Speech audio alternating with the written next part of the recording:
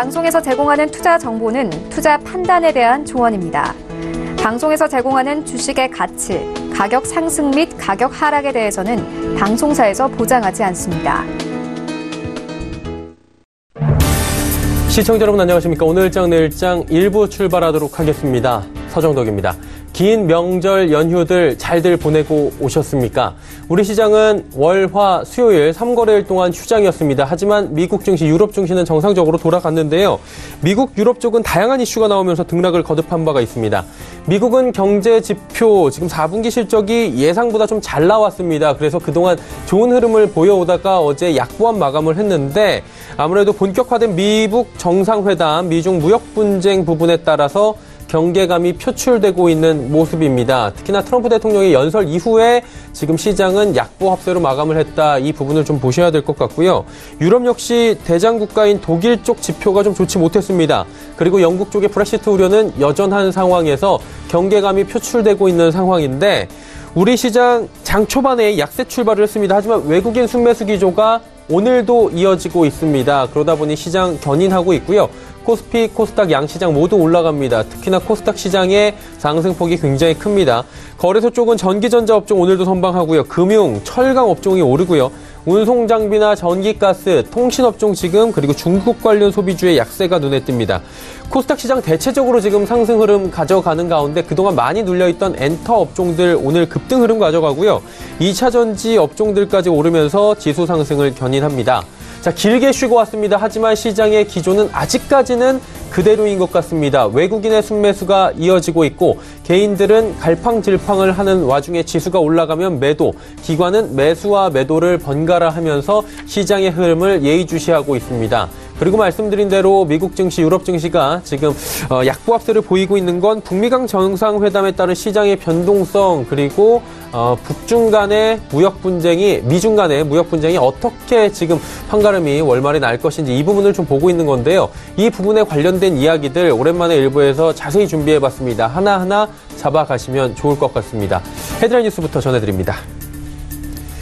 미국 간의 정상회담이 이달 말로 확정이 됐습니다. 이러면서 여러 가지 이야기들이 나오고 있는데요. 특히 마이크 폼페이오 미 국무장관은 김정은 북한 국무위원장이 비핵화 약속을 지킬 것으로 기대한다고 말했습니다. 폼페이오 장관은 현지 시각으로 6일 폭스 비즈니스 방송과의 인터뷰에서 북한이 비핵화하는 게 여전히 가능하다고 믿는가라는 질문을 받자 물론이다, 물론 믿는다고 답하며 우리는 그것을 대화에서 보았다고 말했습니다. 제닛 옐런 전 미 연방준비제도 의장은 세계 경제 성장 둔화를 전제로 미 기준금리의 인하 가능성을 거론했습니다.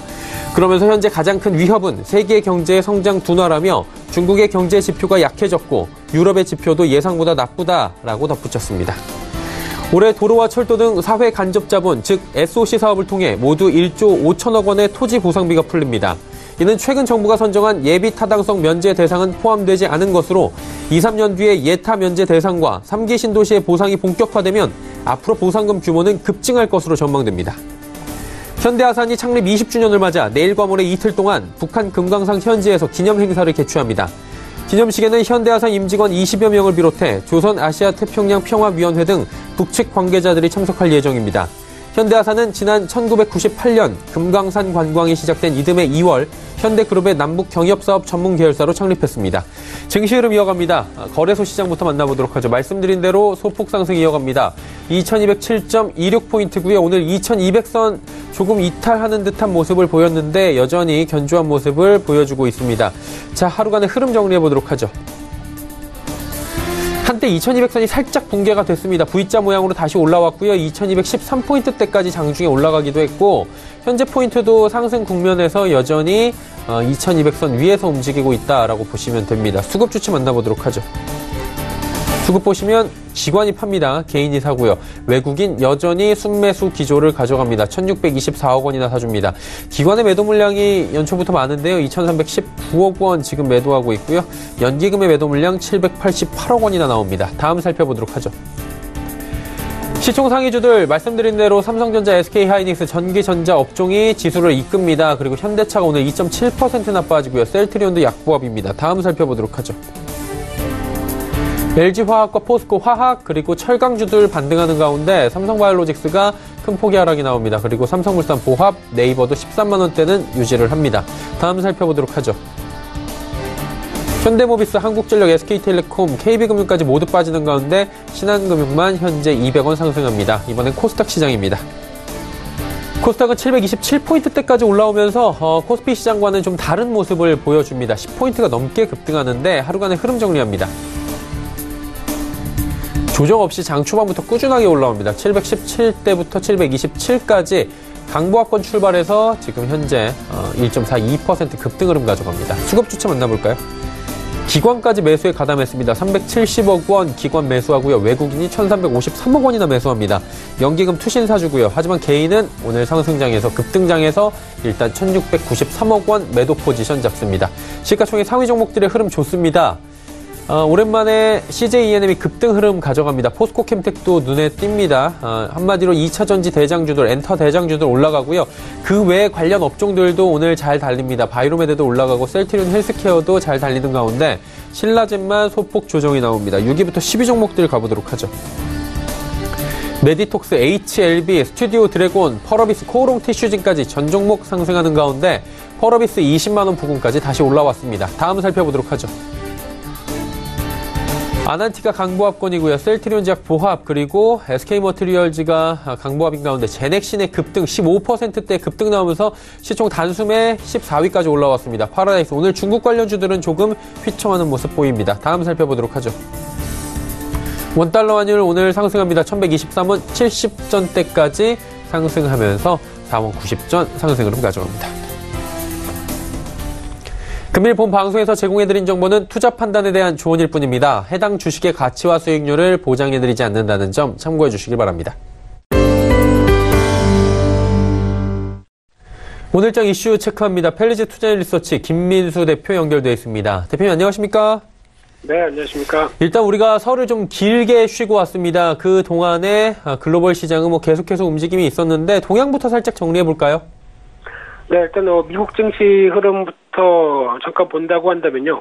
무엇보다 1차 중기저항선을 다 돌파하면서 2차 중기저항선까지 들어온 변화로 보여지고 있는데 다우나 S&P 500 그리고 나스닥 지수 모두 다 강한 흐름들은 일단 확인이 됐고요.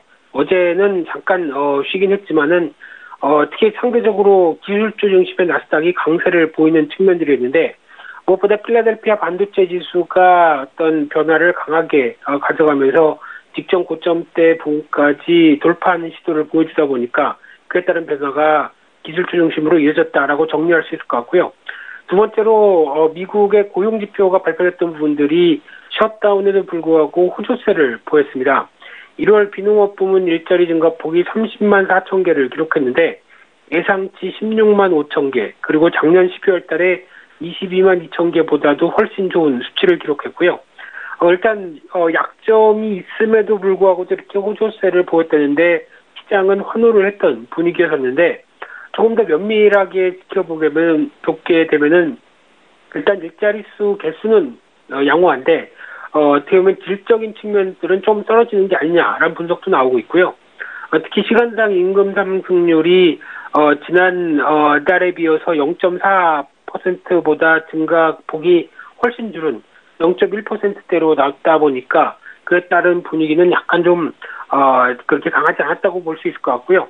또 하나 이렇게 강한 고용지표가 나왔을 때 연준의 입장 같은 경우 최근에 비둘기파적인 모습을 보여주는데 약간 선회에서 나올 수도 있는 변화가 아닐까라고 우려도 할 수 있는 부분들이고요.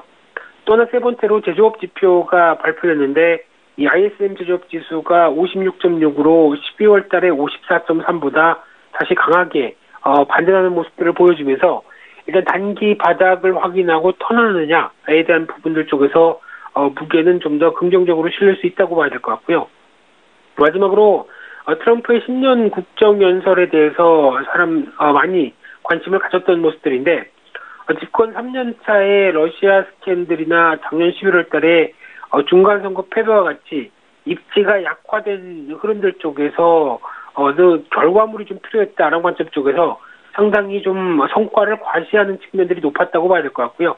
그런 부분들 때문에 아무래도 이번 트럼프의 국정연설과 관련된 여러 가지 부분들을 그렇게 크게 평가를 하지 못하는 부분이 아닐까 생각되고 있는데, 특히 그동안 내걸었던 기치답게 이 보호무역주의나 국경 장벽 건설, 그리고 게다가 안보 이슈와 관련된 방위비 분담금까지 동맹국에게 압박하는 모습들도 눈에 띄었다고 볼 수 있을 것 같은데요.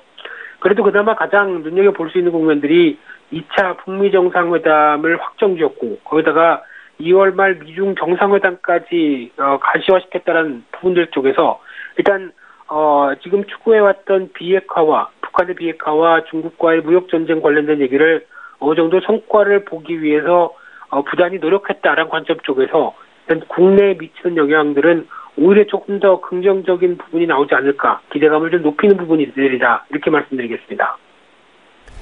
그리고 최근에 SOC 사업 조금 전에 저희가 헤드라인 뉴스로도 전해드렸는데 자연스럽게 인프라 관련 종목들에 대한 기대감이 높아지고 있는데 이 부분 한번 짚어주실 수 있겠습니까?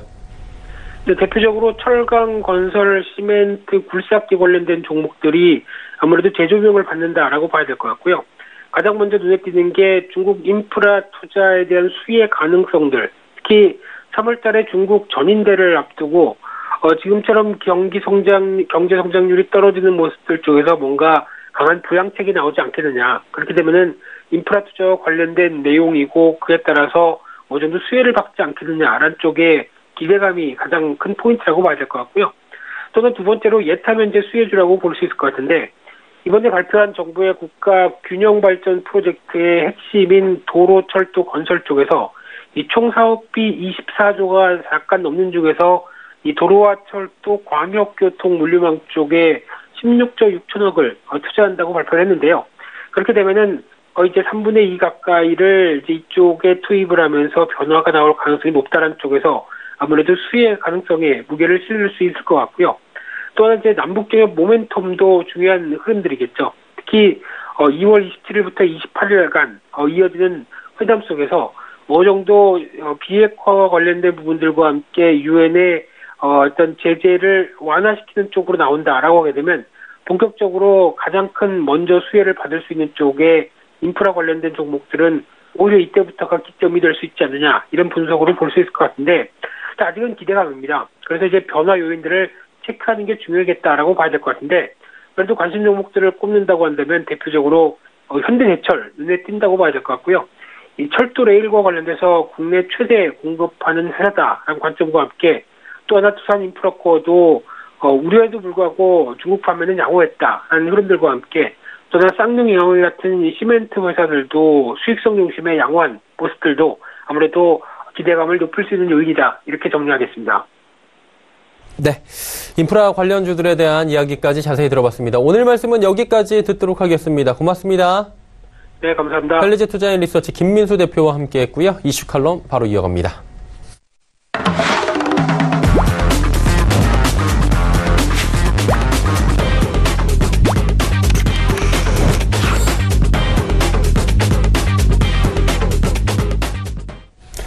이슈 칼럼 이어가도록 하겠습니다. 오늘은 미중산업경제연구소 조용찬 소장과 함께합니다. 소장님 안녕하십니까?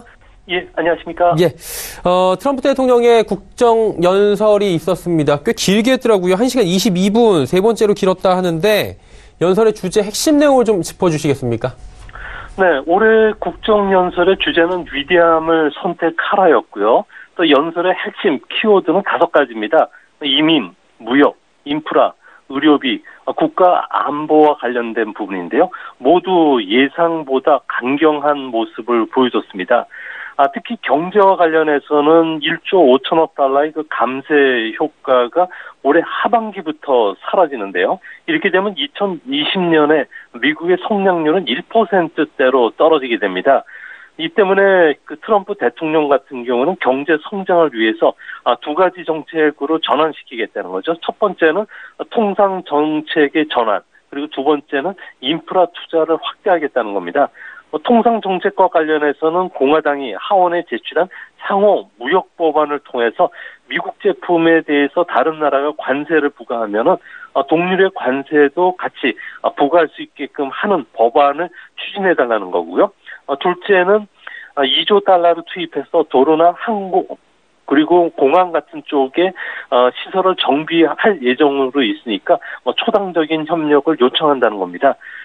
특히 중국과 관련해서는 무역 협의에 대해서 불공정한 무역 관행을 끝내고 진정한 구조 변화를 보여줘야 된다고 강조했는데요.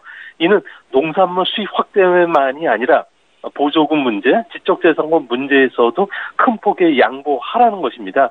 이뿐만 아니라 베트남에서 김정은 위원장과의 정상회담을 한다고도 밝혔기 때문에 이런 부분들이 앞으로 우리 경제뿐만 아니라 정치 현실에도 크게 큰 영향을 끼치지 않을까 보여집니다. 트럼프 대통령이 이 연설에서 국경 장벽을 반드시 건설하겠다라고 또 강경한 입장을 밝혔습니다. 이게 2월 15일까지 의회가 이 예산안에 협조해주지 않으면 비상사태 선언하겠다 이렇게 들으시는 분들도 계신 것 같은데 어떻습니까? 네, 미국 대통령은 헌법상 재량 범위 내에서 비상사태를 선언할 수가 있는데요. 또 미국 같은 경우에는 비상사태 시 국방부에 할당된 예산 범위 내에서 자유롭게 건설 사업에 전용할 수가 있습니다. 이 때문에 백악관, 국토안보부, 국방부의 법률 전문가들 사이에서는 이 문제가 논의가 되고 있다고 합니다.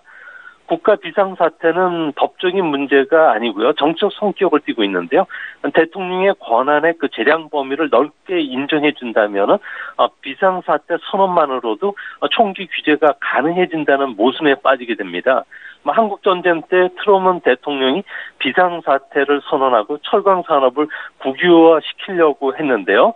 당시 대법원은 대통령에게 그런 권한이 없다고 판단을 내렸습니다. 이번에도 트럼프 대통령이 국가 비상사태를 선언하면 민주당이 대법원에 제소를 할 거고요. 이런 사태가 재현이 일어났을 경우에는 아무래도 정치적 혼란이 일어날 가능성이 크다는 점에서 미국 증시에서도 또한 그 변동 요인이 되지 않을까 보여집니다. 지난번에 최장기간 셧다운 사태 때 미국 증시 같은 경우에도 계속해서 악재로 지금 반응을 하는 모습이었는데 다시금 셧다운 사태가 일어난다면 시장 상황이 좋지는 않겠죠?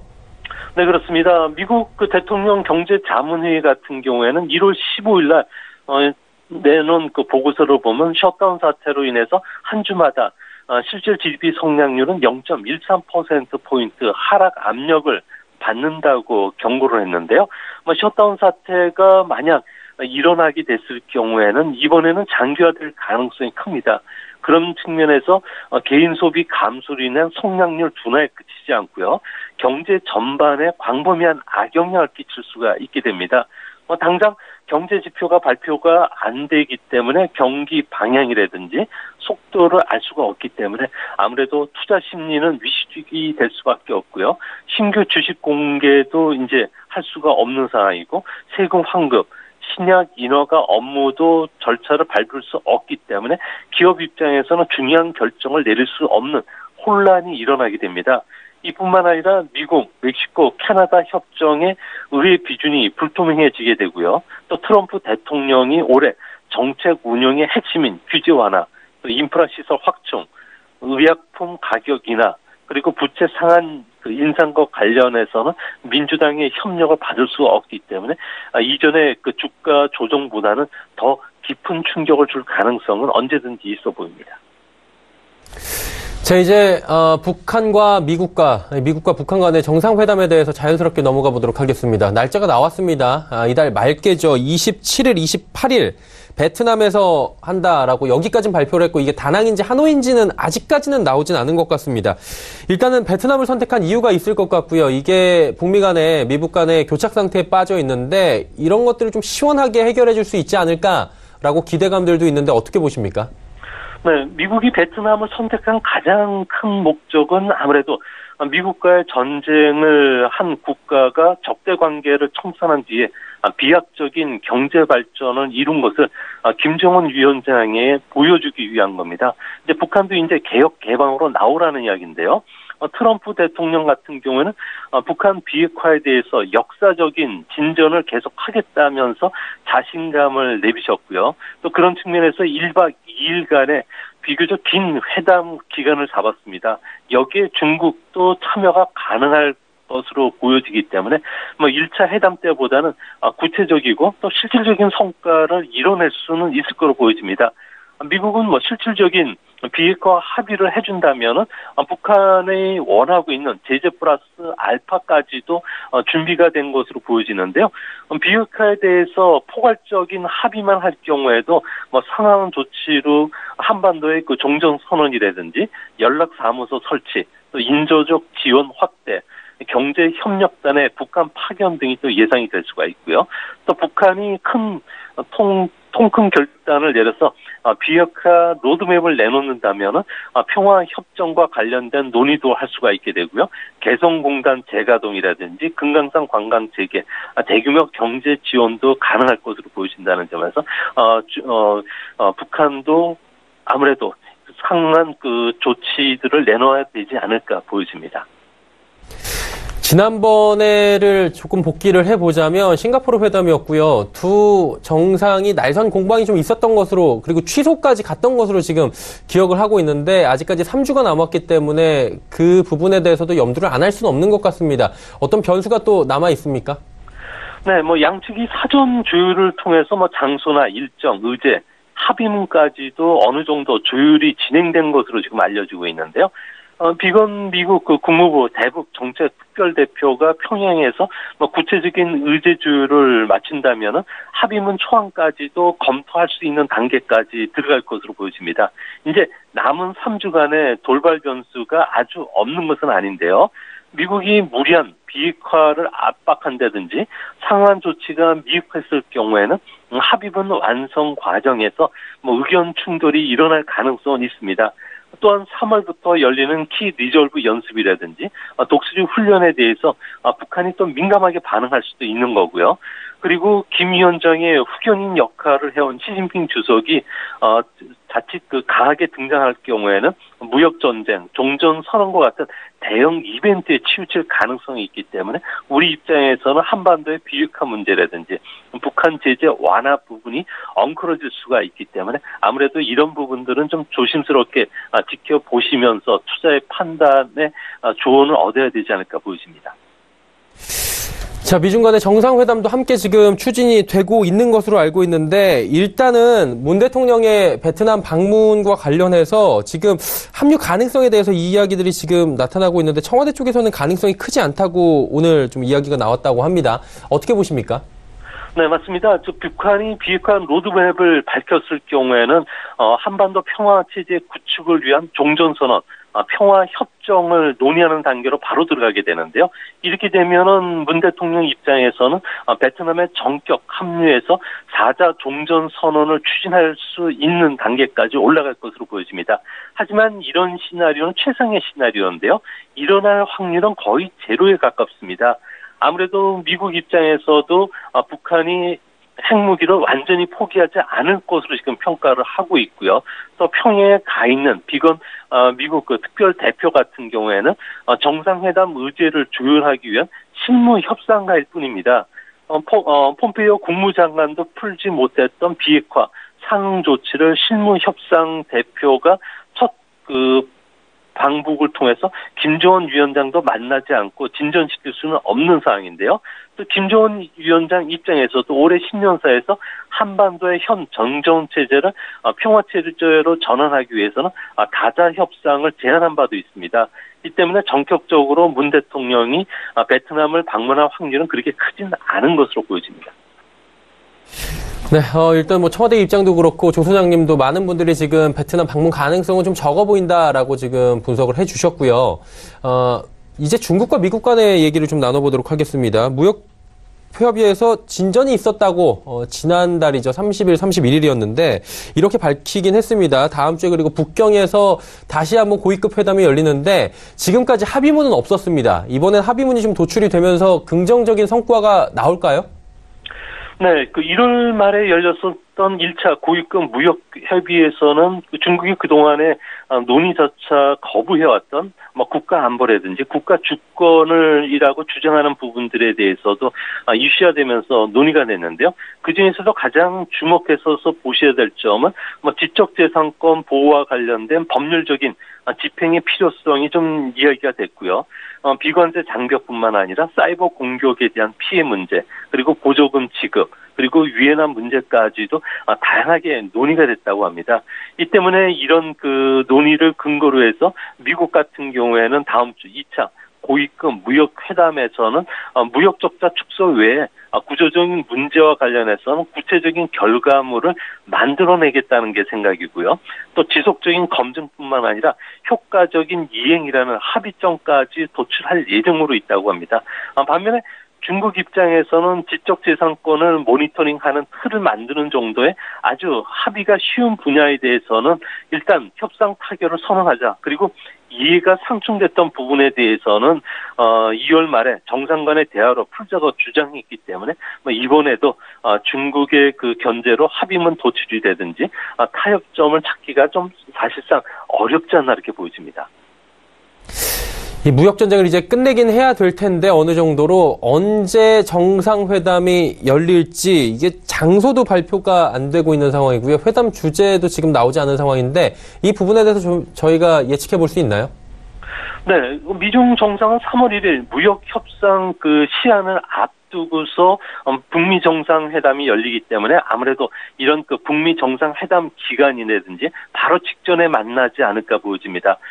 북미 정상회담 직후인 3월 1일 같은 경우에는 중국 최대 정치 행사인 양해가 개막이 되는데요. 여기에서 시진핑 국가주석이 참석을 하지 않을 수가 없기 때문에 아무래도 그 3월 1일 날은 사실상 힘들지 않을까 보여집니다. 또한 구체적인 회담 주제라든지 협상 내용은 아직도 밝혀지지는 않았는데요. 아직 그 물밑 조정 작업이 진행되고 있기 때문인 것으로 보여집니다. 북한의 비핵화 문제뿐만 아니라 미국이 관세 부과를 유예시켜주면 구조적인 문제에 대해서 어느 수준에 합의해 줄 건가도 지금 논의가 되고 있는 상황인데요. 이 때문에 시 주석 같은 경우에는 북미 정상회담 기간에 미중 정상회담을 요구한 것은 아무래도 미국이 그 북한과의 정상화 과정에서 중국 분리 움직임도 사전에 차단할 목적도 있고요. 또한 그 무역 협상에서 미국에 좀 양보를 하더라도 한반도의 비핵화라는 큰 틀에 어느 정도 정치적인 그 양보를 의도낸다면 크게 권위가 손상되지 않는다는 점을 고려했기 때문에 아무래도 북미 회담 기간 전이라든지 직전에 만날 가능성이 크지 않나 보여집니다. 근데 재밌는 것은 시진핑 국가 주석 같은 경우에는 이 처음에 무역 전쟁이 발발하자마자는 굉장히 강한 의지를 내비쳤는데 최근에는 꼬리를 많이 내렸다 이렇게 표현들을 받고 있습니다. 속내가 있을 것 같아요. 3월 1일을 앞두고 이렇게까지 자세를 좀 낮추는 이유가 있을 것 같은데 어디에 있을까요? 네, 시 주석의 지금 대미 협상 전략은 1938년도였죠. 마오쩌둥이 주장했던 지구 전론 쪽의 그 전략을 그대로 무역 전쟁에 응용하는 것으로 보여지는데요. 마오쩌둥의 그 지구 전론 같은 경우에는 인내를 가지고 태각한 후에 반격을 모색하고 마지막엔 적과 싸워서 이긴다는 전략입니다. 마지막에 웃는 사람이 승자라는 말이 있고요. 또 중국에서는 군자는 3대에 걸쳐서 인내하고 나중에 이기는 사람이 진짜 승자라는 이야기가 있는데요. 이 때문에 미국과의 무역 전쟁을 현재 단계에서 계속 벌일 경우에는 중국 국력으로서는 감당하기 힘든 기술 패권 전쟁, 그리고 경제의 블록화, 국지적인 무역 충돌로 빠질 수가 있기 때문에 승산 없는 싸움은 피해된다고 생각했던 것으로 보여집니다. 트럼프 대통령이 가장 크게 문제 삼고 있는 무역 불균형 문제에서 미국에 좀 더 많은 양보를 하고 그리고 협상의 시간을 벌면은 중국에는 유리해 줄 수 있다고 판단하고 있는데요. 시간이 지나면은 중국은 경제력뿐만 아니라 군사력 측면에서도 미국을 충분히 따라잡을 수가 있기 때문에 지금은 인내하겠다는 생각이 강한 것으로 보여집니다. 지금 이 미중 간의 갈등 안에는 화웨이 문제가 굉장히 강하게 자리 잡고 있다 이런 분석도 있습니다. 화웨이 문제 그냥 넘어가지는 않을 것 같은데 어떻게 될까요? 네, 미국 법무부 같은 경우에는 그 화웨이의 그 멍한조를 뉴욕 동부 지방법원 그리고 서부 연방법원에 기소를 했는데요. 기소 내용만 하더라도 모두 23가지고요. 앞으로 추가될 사항이 많다고 합니다. 미국 법원에서 유죄 판결이 내려질 경우에는 화웨이는 막대한 벌금이 부과되고요. 또한 수출 규제뿐만 아니라 실질적인 영업 활동도 정지가 될 수 있습니다. 특히 그 멍원조 같은 경우에는 최소 11년, 많게는 14년 정도의 실형 판결과 더불어서 1억 달러 이상의 벌금을 부과받게 되고요. 이제 앞으로 상습적인 첨단 기술 절도로 벌어들인 판매이익, 또 이란과의 거래로 얻은 이익은 모두 압류 조치가 됩니다. 여기에 반발을 했을 경우에는 미국은 금융 시스템에 대한 접근 금지가 내려지게 되는데요. 이렇게 되면 전 세계에서 화웨이 같은 경우는 제품을 판매할 수가 없게 됩니다. 이 때문에 앞으로 화웨이 같은 경우에는 미국과 어느 정도 그 사법 거래를 통해서 그 벌금이라든지 이런 것들을 최소화시킬 가능성이 큰데요. 하지만 미국 입장에서는 현재 지적재산권 침해라든지 경제 문제가 아니라 안보 위협으로 접근하고 있기 때문에 앞으로도 우리가 생각했던 것보다도 더 단호한 결정들이 내려질 가능성이 크지 않을까 보여집니다. 예, 화웨이 문제 여쭤봤고요. 대두도 한번 여쭤봐야 될 것 같은데 대두 500만 톤을 수입하기로 약속을 했습니다. 농산물 굉장히 많은데 이게 중국이 꺼낸 카드가 대두 500만 톤입니다. 이게 상징성이 분명히 있을 것 같은데 어떤 속내죠? 네, 중국의 그 수입 품목 중에서 미국 제품 중에서 가장 그 미국이 아파하는 부분 중에 하나가 절반 가까이 감소했던 대두 부분입니다. 특히 트럼프 대통령 집무실에 찾아갔던 류오 부총리 같은 경우에는 시 주석의 친서를 전달하면서 500만 톤 구매를 약속을 했는데요. 대중국 수출용 콩의 60%는 중서부에 있는 아이오와주에서 생산되는 제품들입니다. 연간 43억 달러 이상을 아이오와주에서 중국에 수출하는데요. 아이오와주 같은 경우에는 민주당 의원이었지만 최근 들어와서 트럼프 지지 성향으로 바뀌면서 2016년도 대선에서 압승을 거뒀던 정치적으로 예민한 주입니다. 이뿐만 아니라 시 주석 같은 경우에는 33년 전인 1985년도 공산당 하북성 지부의 그 부단적인 자격으로 아이오와주 농가에 묻기도 했던 인연 깊은 곳입니다. 무역전쟁에 가장 타격을 많이 받았기 때문에 이 지역과 관련해서는 정치적인 판단을 내렸던 것으로 보여지는데요. 중국은 매년 8천만 톤 이상의 콩을 수입하고요. 또한 그 콩 자급률이 12%에 불과하기 때문에 앞으로 그 미국산 대두를 중심으로 해서 농산물 수입은 앞으로도 계속 확대시켜주지 않을까 보여집니다. 북미 정상회담이 있을 예정이고요. 그것을 전후해서 지금 미중 정상회담에서 무역 합의에 대한 만약에 대타 협의 이루어진다 이렇게 해본다면은 양국 관계가 돌아갈 수 있겠느냐 이 부분에 대한 의문이 생기는데 쉽진 않겠죠. 네, 그렇습니다. 미중 관계가 악화됐던 것은 무역 문제가 아니고요. 서로의 그 신뢰가 부족했던 것이 갈등이 에스컬레이트화 된 부분이 강합니다. 미국이 중국을 신뢰하지 않는 이유는 6가지인데요. 2001년 WTO에 가입하면서 거액의 보조금을 중국 기업들에 줬는데요. 이 때문에 가격 경쟁력을 무기로 해서 서방 기업들을 따돌리기 시작했습니다. 이것은 분명히 WTO 규칙 위반이고요. 또 현재 중국이 제조 2025를 통해서 반도체를 비롯한 첨단 산업에 보조금을 주고 있는 정책도 미국을 신경을 건드렸던 것으로 보여집니다. 이뿐만 아니라 자국 영토를 확장하기 위해서 남중국해 인공섬 건설을 하고 있다는 점. 그리고 세 번째로는 중국 제약 공장에서 헤로인보다 싸고 10배나 강력한 마약성 진통제인 페파닐 같은 경우를 대량 생산해서 택배로 미국에 판매하고 있는데요. 엄격한 경찰 국가인 중국이 에서 그 묵인 없이는 이런 행위가 불가능했다고 보고 있습니다. 이뿐만 아니라 중국 해커들이 미국의 군사시설이든지 민간 기업의 정보를 훔쳐서 중국 기업에 계속 제공하고 있다는 점. 그리고 미국에서 교육받은 수천 명의 중국 엔지니어들은 바다 거북이라고 부르는데요. 이 바다 거북들이 미국 산업을 조직적으로 공격하는 데 이용하고 있다는 점이 아무래도 미국의 신경을 건드렸기 때문인데요. 이 때문에 앞으로 무역 합의를 하더라도 국방권한법, 수출관리법, 국제긴급경제권한법, 환율 조작 지정과 관련해서는 계속적인 공격을 하지 않을까 보여집니다. 미국이 여기서 합의가 잘 되고 승리로 이끈다고 하더라도 여러 가지로 또 공격할 공산이 크다라고 말씀해 주셨는데 자 이렇게 됐다고 치고요. 이 다음에 다른 국가를 또 공격하지 않을까 이렇게 시장은 예측하고 있습니다. 어떤 국가가 될까요? 네, 트럼프 대통령 입장에서는 미국의 3대 무역 흑자 국가 중에서 지금 남아있는 나라는 일본입니다. 앞으로 일본에 대해서 창을 겨눌 것으로 보여지는데요. 연간 700억 달러의 그 대일 무역 적자 같은 경우는 트럼프 대통령은 불공정한 관행에서 비롯되고 있다고 보고 있습니다. 그 결과 미국의 부와 고용을 빼앗기고 있다고 생각하고 있는데요. 이 때문에 가장 그 타겟이 되는 것은 미국으로 수출되는 일본 자동차, 그러니까 매년 174만 대, 금액으로는 44조 원 정도 되는데요. 이거 외에 캐나다라든지 멕시코에서 생산되는 146만 대 일본 자동차나 부품에 대해서 25%의 관세를 부과할 가능성이 큽니다. 일본 같은 경우에는 이런 관세 폭탄을 피하려면은 캐나다 그리고 그 멕시코 협정처럼 엔화 가치 하락을 유도한 것을 원천적으로 봉쇄시켜주는 환율 조항 그 도입을 합의해줘야 되고요. 또 우리나라처럼 대미 수출형 픽업 트럭의 그 수출 관세를 20년간 연장시켜준다든지 미국의 안전 기준뿐만 아니라 환경 기준을 충족한 차량에 대해서는 일본 기준을 충족시킨 것으로 간주해줘서 수입을 확대시켜줘야 됩니다.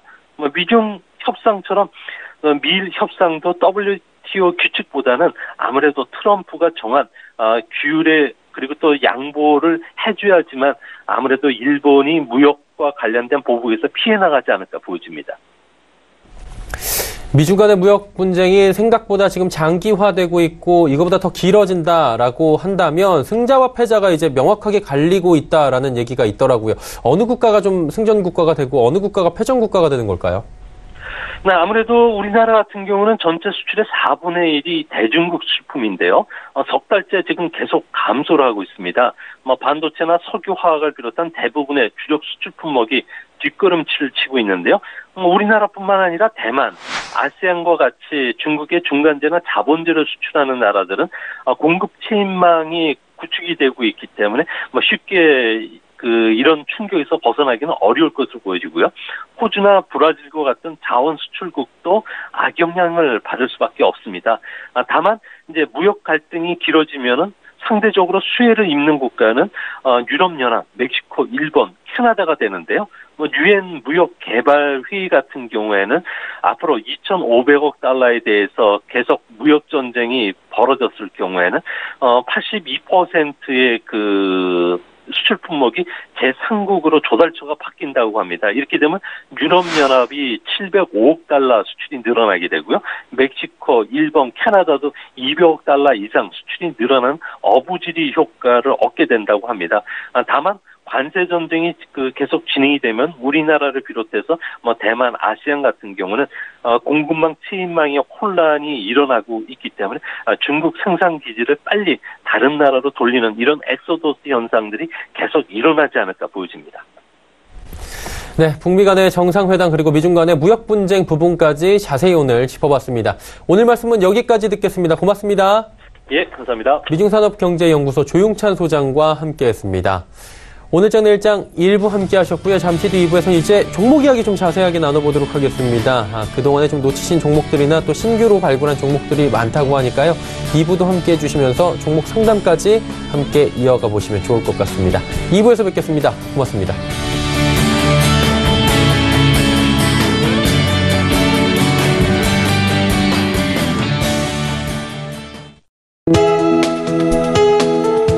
방송에서 제공하는 투자 정보는 투자 판단에 대한 조언입니다. 방송에서 제공하는 주식의 가치, 가격 상승 및 가격 하락에 대해서는 방송사에서 보장하지 않습니다.